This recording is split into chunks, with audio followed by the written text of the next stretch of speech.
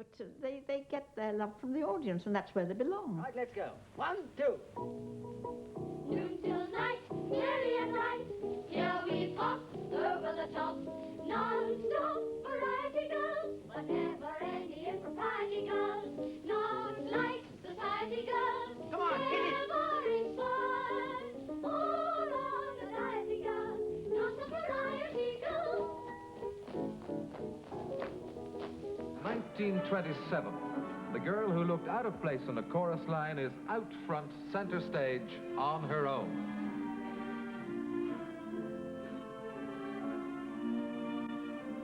1928, Jessie Matthews first to sing A Room with a View by Noel Coward.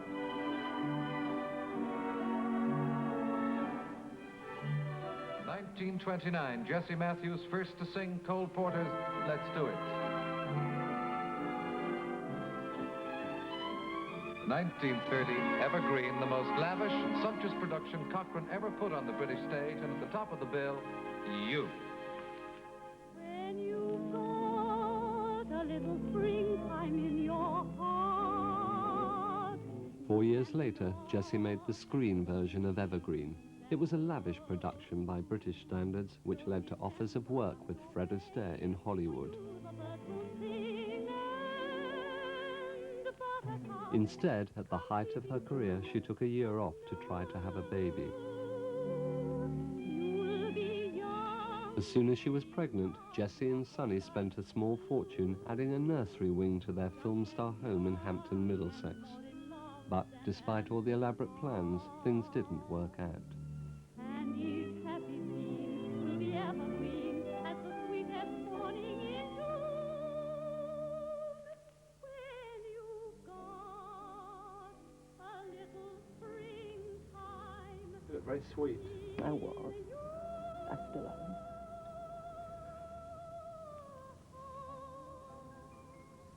Put me down, you stupid woman. I'd like to be interfered with even then, look.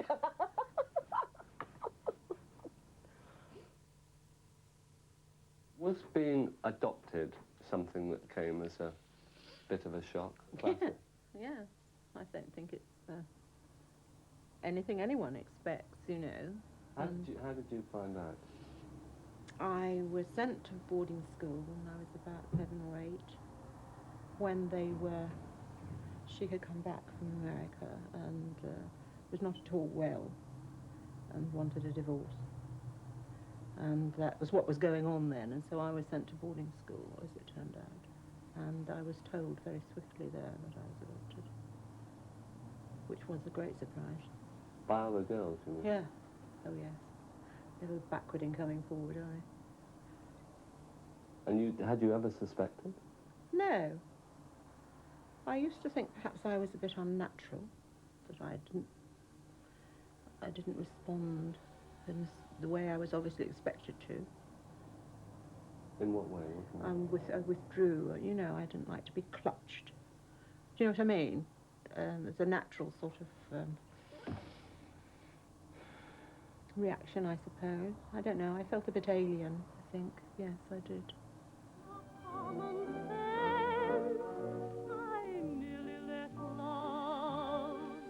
Everybody I met fell for her, male or female, that knew her well, like I knew her. There was never any scandal of any kind on her side, but I admit people did fall for her, and she used to get very upset when her leading man on one occasion was quite besotted by her. And he was a very nice fellow, but he was married. And she said, what am I going to do? He's fallen for me, and he's bothering me and worries me stiff. And I said, pretend you don't see it. Are you completely convinced that there was a relationship with Jessie and your husband? Oh, yes, completely. Why, isn't anybody else? I mean, the whole of London knew about it but me. Yes. Oh, yes, indeed.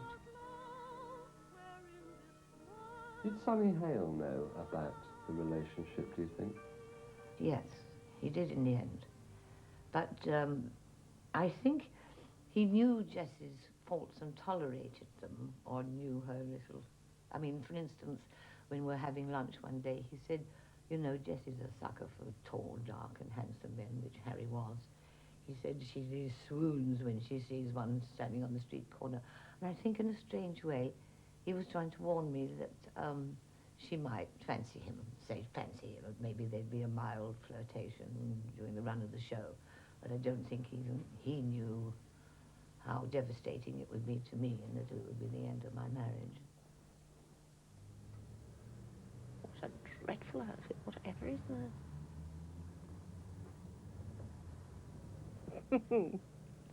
Oops, full socks. Much loved by everybody by the looks Well, of the it. camera was rolling, don't forget. It's a theatrical family. I'm not impressed. No, no. You will give me a hug. She was very aware of the fact that she wasn't my real mother. Very conscious of it, I think. Whatever she said she was. And was always sort of saying she was going to give me back and that sort of thing. If I didn't behave. Which I thought might be quite nice. When our eldest daughter, Jojo, was a little girl, we were living in the Temple, and Jessie had a little girl, as you know, this adopted child. I said, well, bring her to tea, let's have a children's tea party. And she brought her. And there was this little girl, dressed most expensively. I thought, well, poor duck, what's come over Jessie? She had pale pink silk dress and fancy shoes and everything. And I thought, well, somebody's selling these things to Jessie. You know, it's not how children should be dressed at that age. It wasn't a grand party, it was just tea and fun. And I realised suddenly that Jessie was a kind of victim. They knew she was earning a lot of money, so people who got things to sell used to persuade her that posh people, or posh people's daughters, that's the way they ought to dress. I felt so. I didn't see this kid running around the garden, you know, in nothing or pants or something. Also, I think you may not agree, love, but I think she was a victim of doctors. She got iller and iller and pulled herself together and then married somebody else who was the wrong man again. Sustaining a long personal relationship, I think it was just not within her power. No, she wanted to be a star, she was a star, and I think she was quite happy with that. What about her adopted daughter? Catherine. Relationships were difficult. It was partly Catherine's fault and partly Jessie's fault. I mean, we all kid ourselves that we want certain things, or we say we want certain things. We don't really want them, do we? I mean, Jessie wanted to be a star, and she was a star. I don't think she was... I think she was too selfish to want anything else. You mean she didn't want to be a mother?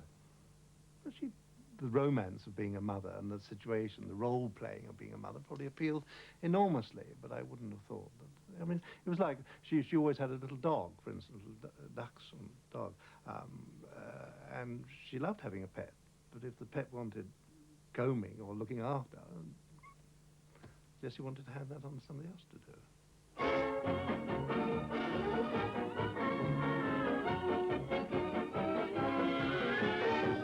Throughout her career, Jessie suffered a series of mental breakdowns, but she still managed to keep working.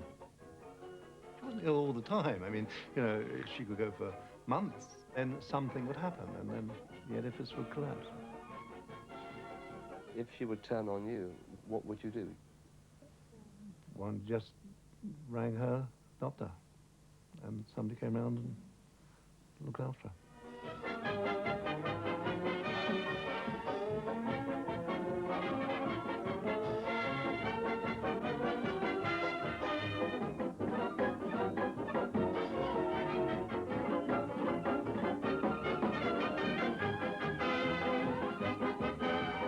Of course, by the time I was 7 or 8, which is young, they were divorcing and they'd gone, and the star was no longer quite in the ascendant, you see.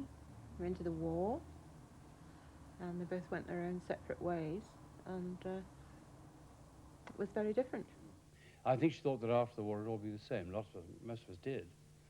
And that she'd step into her dancing shoes just as she'd done before, but she was older by 6 years. And times had changed, the musicals had changed, and things had come whizzing up in the middle of the war, which weren't anything to do with Jessie.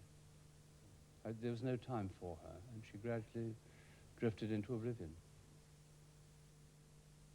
I think Jessie thought she was going back to be what she was before the war. She had overlooked the fact that she had put on a little weight round the hips. She wasn't quite the girl she had been. And she couldn't find a new personality to fit her appearance. But I think she was awfully hurt, and I think she thought that, yes, I think she thought she'd been hard done by, and up to a point it was true. The old girl's beginning to cry. In the wilderness years, Jessie found some work in Australia and South Africa, but there were hardly any offers back home in England. Hello. Lovely drying day. Don't you wish you could always get your washing fresh and white like this? Well, now you can. With Tide. The star shines bright again. In the 60s, Jessie was in the limelight once more and earning good money. She had auditioned for the role of Mrs. Dale in the long-running radio series. When she got it, the old Jessie bounced back with a vengeance. I just fixed an enormous commercial for her, which paid an awful lot of money. And we were driving down for a personal appearance somewhere, and she's passed a telephone box, and she said, "Vincent, stop the car. I need to send a telegram to Brian Lewis." Brian was a man she had been married to and who she'd left behind in South Africa, and he thought, you know, there was no money left in Jessie. So the telegram she sent was, "Dear Brian, just signed such and such contract. There's money in the old cow yet. Love, Jessie." We were travelling in my car, and I turned to her, it was a very cold day, I turned to her and just put my hand on hers and said, "Are you warm enough, darling?" And she burst into tears. So I pulled up the car and I said, "What on earth's the matter with you, Jess?" And she said, "That is the very first time, in spite of having had 3 husbands, that anybody has ever taken the trouble to ask me if I'm comfortable." It's very sad, really, you know, and her life was bedeviled by that kind of thing. Someone said,